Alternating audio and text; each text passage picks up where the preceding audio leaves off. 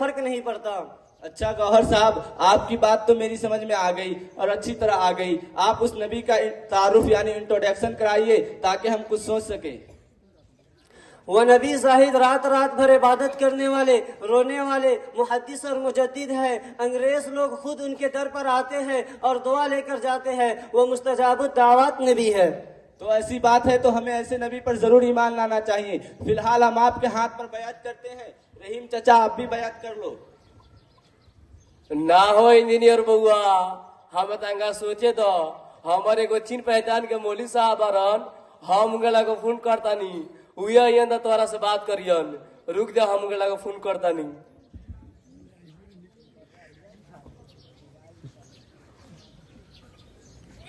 Hello السلام علیکم، اے مولوی صاحب کہاں بارا ہو؟ تنگ ہوئی تھا ہمارا دواروا پر، ٹھیک با جلدی آو۔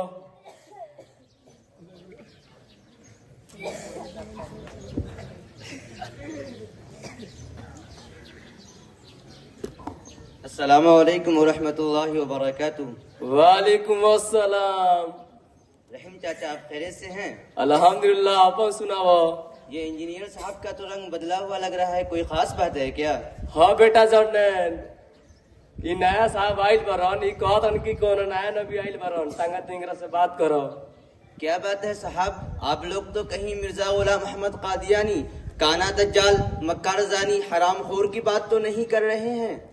ارے زرنین میاں، آپ کو زبان سنبھال کر بولنا چاہیے۔ دیکھیے، یاد رکھیے آپ پڑھے لکھے ہیں اور میں ان کو مان چکا ہوں۔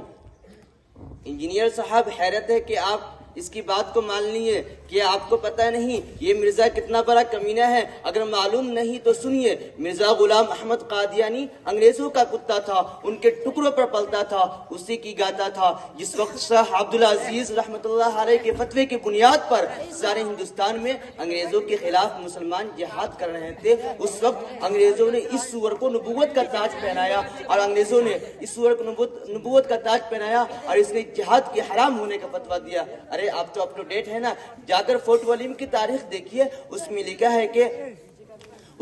ہے کہ انگریزوں نے مسلمانوں کے بڑھتے ہوئے سیلاب کو دیکھ کر ان میں پھوٹ ڈالنے کی کوشش کی، جیسا کہ ان کا طریقہ تھا ڈیوائڈ اینڈ رول۔ اس کے لیے ایک لندن میں ایک میٹنگ ہوئی کہ کوئی نبی بنایا جائے تاکہ یہ جاہل مسلمان اس طرف جھک پڑے۔ چنانچہ اس مشن کو لے کر انگریزوں نے مسلمانوں کو تیار کرنے کی کوشش کی، مگر قربان جائیے مسلمانوں کی ایمان پر، ان لوگوں نے صاف صاف کہہ دیا کہ ہم ضمیر بیچ دیں گے، گھر بیچ دیں گے، خاندان کو داؤ پر لگا دیں گے، ہمیشہ کی طرح بیوی اور بیٹی تک کو قربان کر سکتے ہیں، مگر نبوت کا دعویٰ ہمارے بس کی بات نہیں۔ یہ تو اس نبی کی شان تھی جو 1400 سال پہلے تشریف لائے تھے۔ آخر میں وہ انگریز لوگ اس کمبخت سے ملے، اس نے دولت کی لالچ میں آ کر سب کچھ مان لیا۔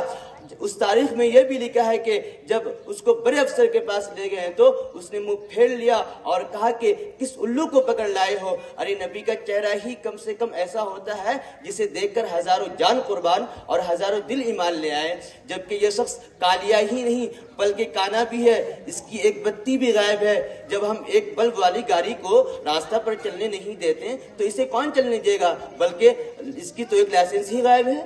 تو ایسی بات تھی تو یہ نبی کیسے بنا دیے گئے؟ کہ آپ کو معلوم نہیں، مجبوری کا نام مہاتما گاندھی ہے، اسی طرح اسے بنایا گیا ہے۔ ارے چاچا، یہ شخص تو چھٹا ہوا بدماش، چٹا، پکا زانی، حرام خور اور ایک نمبر کا جھوٹا ہے۔ ہزاروں جھوٹ بول کر تو انگریزوں سے پیسے لوٹے ہیں اور بے شمار جھوٹ دعوی نبوت میں بولا ہے جو تاریخ کے صفحات میں موجود ہیں۔ کا ہو تو کتھی کہت رہا؟ اور بات کرو۔ ارے صاحب، ہمارے مرزا علیہ السلام نے تو 15-20 ہی جھوٹ بولے ہیں، اتنی سی جھوٹ سے ان کی اتنی بڑی نبوت پر کیا فرق پڑے گی؟ اور رہی بات زنا کرنے کی تو آپ کو معلوم نہیں، وہ زنا نہیں کرتے تھے بلکہ برکت پہنچاتے تھے۔ تو بتائیے آپ کی بیٹی نے برکت لیا کہ نہیں؟ اگر نہیں تو آپ کمبخت ٹھہرے، اور اگر لیا ہے تو بتائیے اسی وقت۔ لا حول ولا قوت الا باللہ، میری بیٹی کیوں جاتی؟ کیا میں اتنا گر گیا ہوں کہ میں اپنی بیٹی کو دے دیتا؟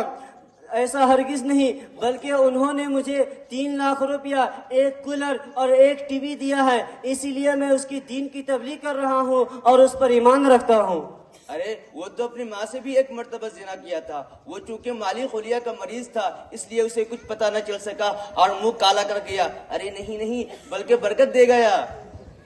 अब मैं आपकी बात सुनने के लिए तैयार नहीं, इसलिए कि आप झूठ बोल रहे हैं। हमारे मिर्जा अलैहिस्सलाम ने ऐसा हरगिज नहीं किया। अफसोस है कि आप मौलवी साहब होकर झूठ बोलते हैं और झूठों की बात की कोई एतबार नहीं होता। अरे कमबख्त, डूब मारो तुम लोग के। मैंने एक झूठ बोला तो बिदक गए और मेरे मौलाना होने पर तहमत और इल्जाम लगाने लगे। और जिसने बेशुमार झूठ बोला है, क्या उसे नबी होने का तुम यकीन रखते हो? क्या वो नबी हो सकता है? वो तो कुत्तों से बिगड़ा हुआ होगा जो झूठा नबी होने का दावा भी करता हो। हाँ, अब देख लो ना हमारे बेटवा कितना कमाल का लड़का बा। तू पूछत रहा इंजीनियर बउआ